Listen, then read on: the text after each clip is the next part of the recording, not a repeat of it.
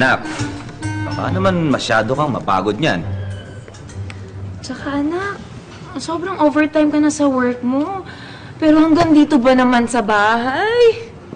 Wait lang, ma. Matatapos na to, okay? Wait lang. Anak, alam ko naman na mataas ang ambisyon mo at gaano ka-dedicated sa trabaho. At alam ko rin naman na ibabalik mo sa akin sermon na to, na sasabihin mo, bakit ikaw, Tay? Nagdadala ka rin naman ng trabaho dito sa bahay. Alam ko sasabihin mo yan.